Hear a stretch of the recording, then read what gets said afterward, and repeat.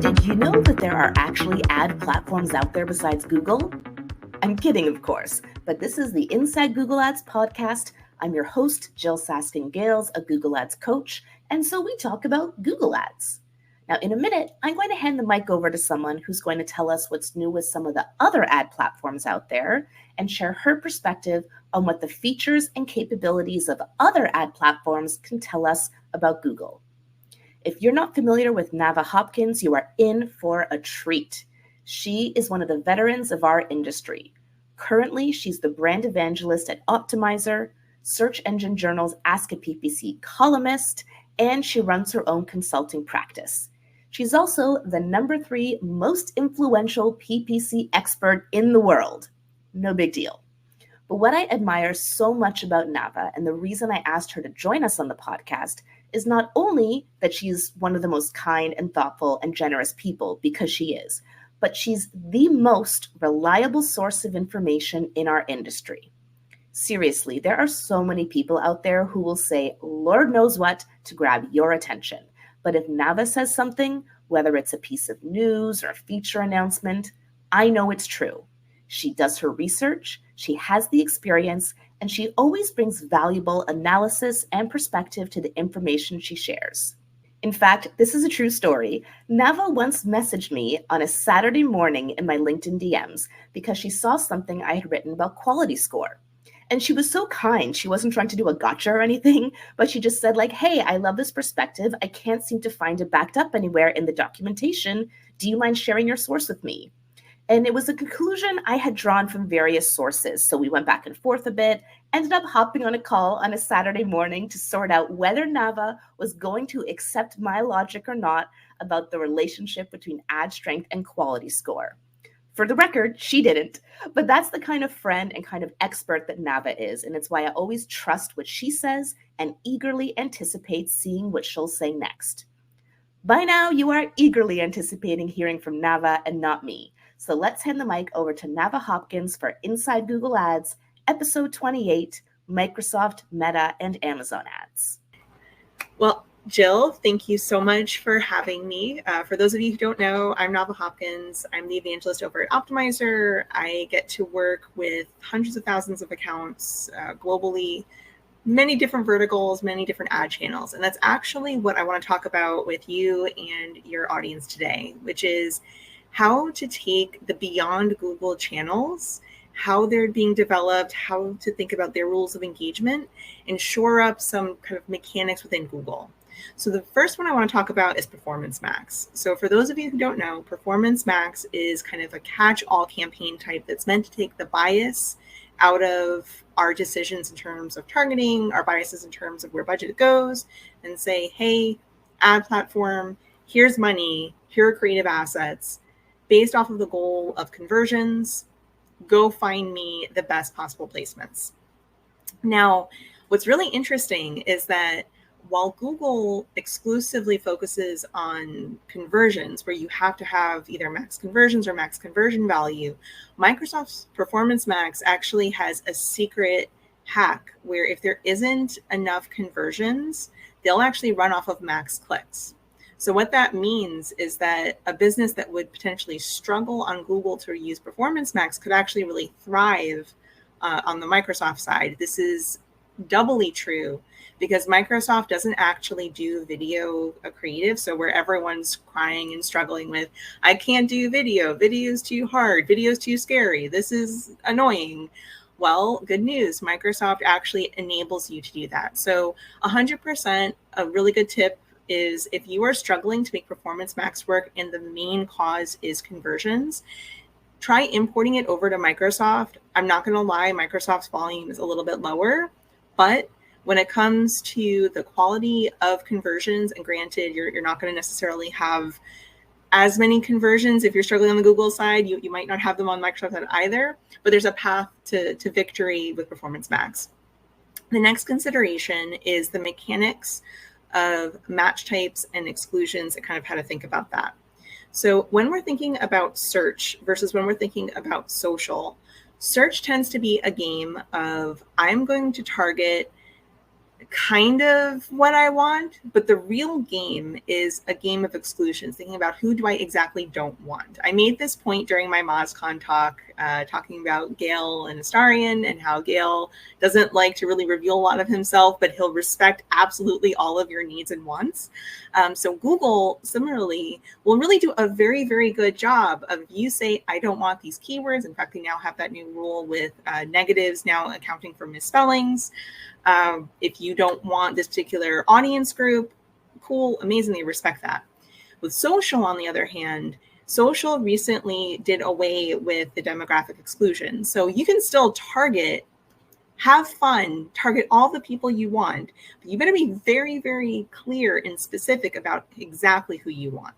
So if you're struggling to think about what to exclude, take a stab at actually building, but don't actually run any ad spend, your audience on Meta and actually build out those audience lists, because the process of thinking through exactly who you want can actually be very, very powerful.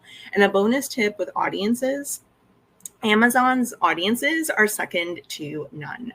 I make no secret of the fact that I am in love with Amazon's audiences. And the reason why I'm in love with them, they are Amazon's audiences. So where Google and Microsoft and Meta and LinkedIn kind of have to deal with, well, privacy regulations, Amazon at this point, it's still their audiences. They haven't been regulated. Now, those regulations may come. They might, but it's still a really valuable, viable option. So when it comes to Amazon's audiences, you have Amazon Garage, you have Whole Foods shopping data, you have Amazon Prime watching data, and then of course you have purchasing patterns based off of either what people have purchased or seen, and you can even add the filters of what types of products. Now, why that's super interesting, if you're a lawyer and you want to get leads and you can't necessarily target because it's a sensitive topic, suddenly you can target off of someone's Amazon Garage history that they're suddenly going to get their car repaired. That, do you need a lawyer? And it's on the Amazon page, and it's with the Amazon network, which includes Twitch and IMDb. The other thing that's very powerful is travel. So there's a lot of really great travel hints that happen with purchasing patterns that you can target.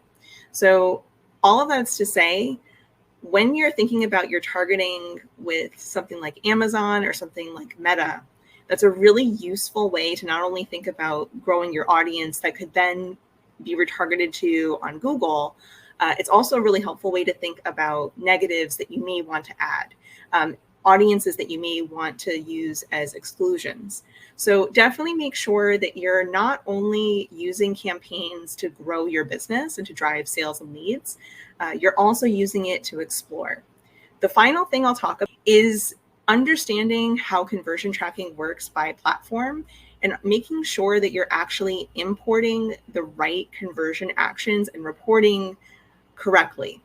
Here's the kind of problem that happens a lot. Everyone agrees that conversions are conversions, but not everyone agrees about the exact action that you take and what value you should assign to that, and whether you should be sharing those values with the ad platform. So on the Google side, we have something called primary and secondary conversions.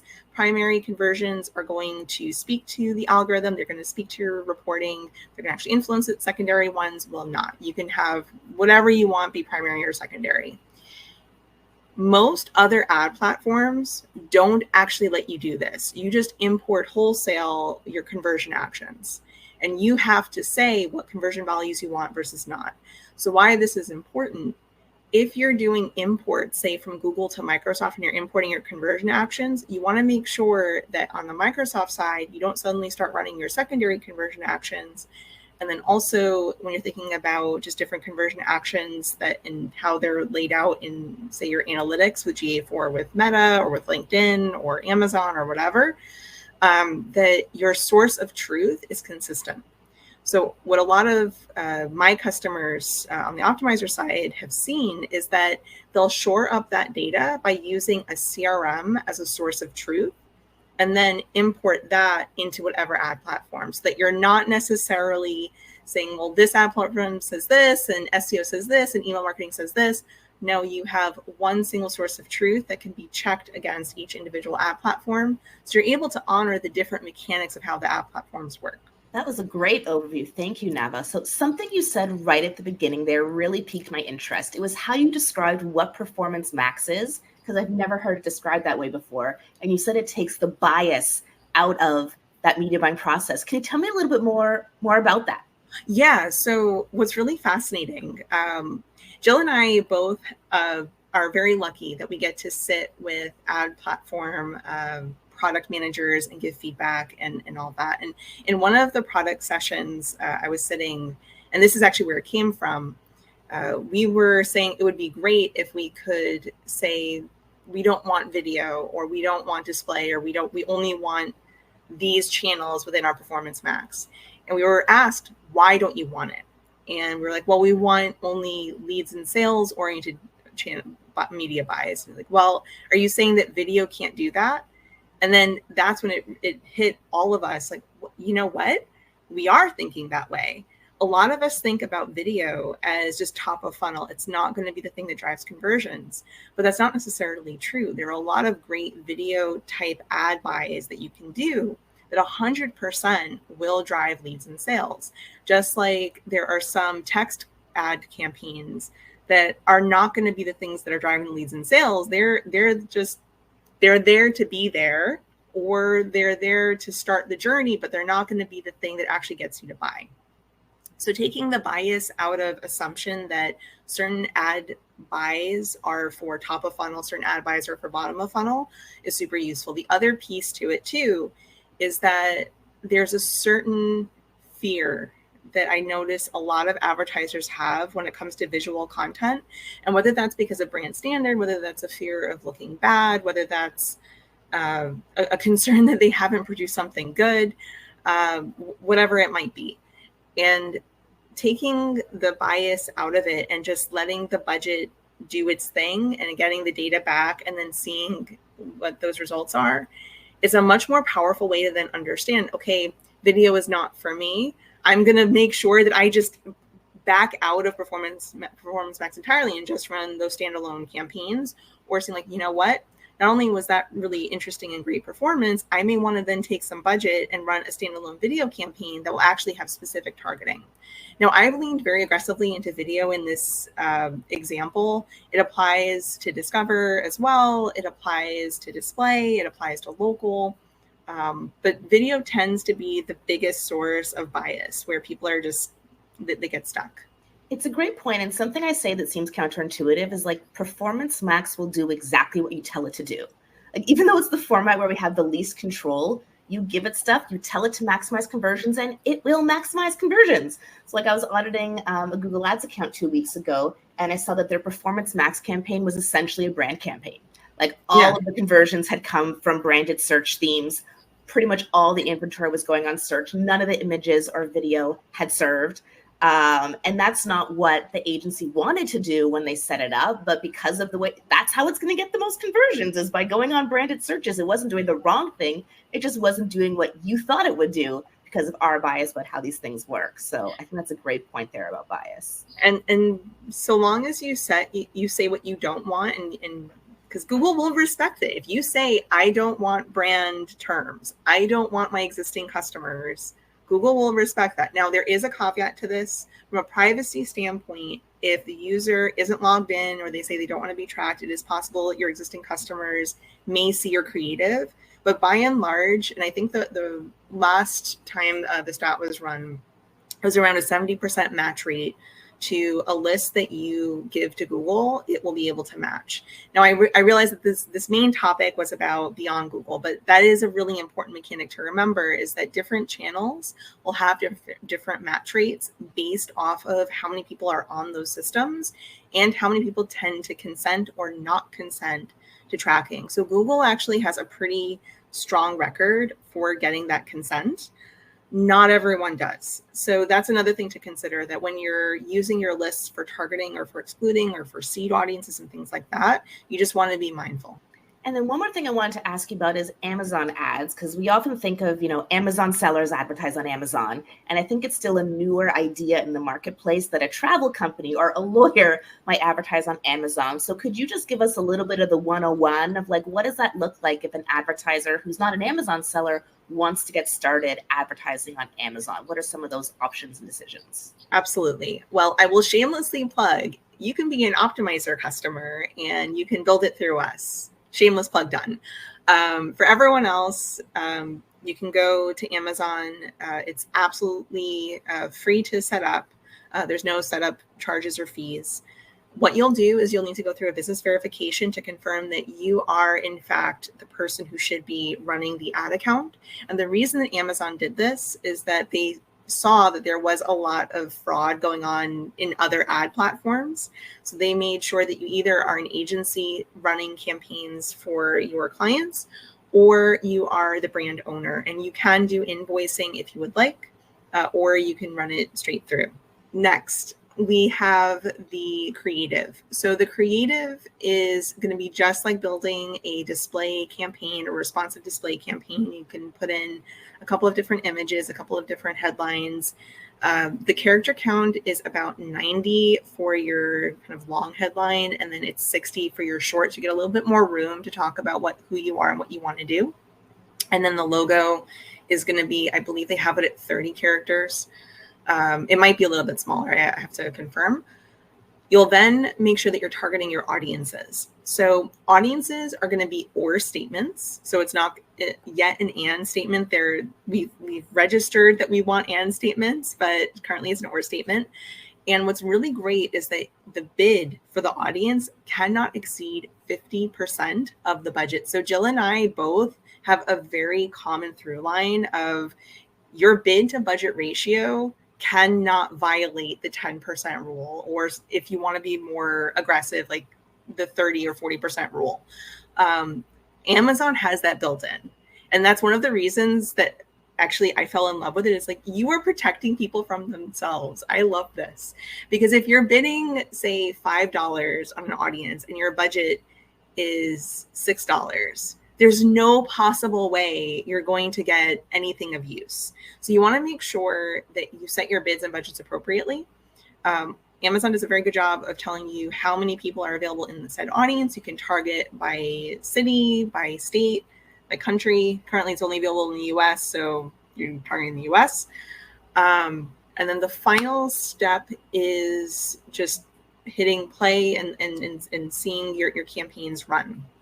Now, if you're doing a lead gen ad, you will need to include a privacy policy. If you're doing traffic to your site, then it's fine. You don't necessarily need a privacy policy. But for those of you looking to do auto or travel or legal or HVAC or plumbing or beauty services or any of the amazing things that Amazon supports, you probably will want to do their lead gen ad type. And the reason for that is that Amazon's conversion tracking and attribution is a little bit wonky. So from a lead capture standpoint, being able to really make sure that you're tracking everything, it'll be a little bit easier to attribute if you're using the lead gen ad type. But as they improve their attribution, as they improve all of their conversion tracking technology, you'll definitely be fine to send the traffic directly to your site. You have my wheels spinning now. I'm like, ooh, maybe people who have bought books about Google ads, I should advertise my Google ads course to them. Like, I'm definitely going to have to test this out. It's like, I have been beating the Amazon drum since last year, and it blows my mind that it's only now just starting to really gain traction. But yeah, the Optimizer team is actively in conversation with the Amazon product team. We're constantly building. So if you have thoughts or ideas of how you like to explore, definitely let us know, and we'll happily explore it. And so along that line, Navah, people want to learn more about you and follow you, which I highly recommend they should. Where's the best place for them to find you? So the absolute best is on LinkedIn. I am an avid sharer of things on LinkedIn. I also do the monthly Ask the PPC column at Search Engine Journal, also occasionally contribute to Search Engine Land as well. The Optimizer PPC Town Hall is a great resource. I'm still technically on Twitter /X, but I'm not nearly as active there. I'm on TikTok. You can follow me. I should be more active there. There's a ghost Instagram profile that I keep meaning to revive, and so I'm saying it so that I'll revive it, is PPC Puppy, which is advice from my dogs, HK, Freya, and Momo. So if you don't want to hear the advice from me, you can hear from my dogs, and it's good. And then, yeah, just I'm always happy to help. I genuinely love seeing people succeed. And so if you have a question, I'm happy to help. Thank you so much for joining me today, Navah. Thank you for having me. Navah has inspired me to test out Amazon ads for the first time. I'm sure she's inspired you as well. The links to everything Navah mentioned, including her social profiles and how to get started with Optimizer, are in the episode description. I'm featuring even more guests over the next few episodes to share their expertise on Google Ads topics that fall outside of my expertise. To make sure you don't miss a thing, sign up for the Inside Google Ads episode transcripts at free.jill.ca. That's JYLL.ca. I'm Jill Saskin-Gales, and I'll see you next time with my next guest inside Google Ads.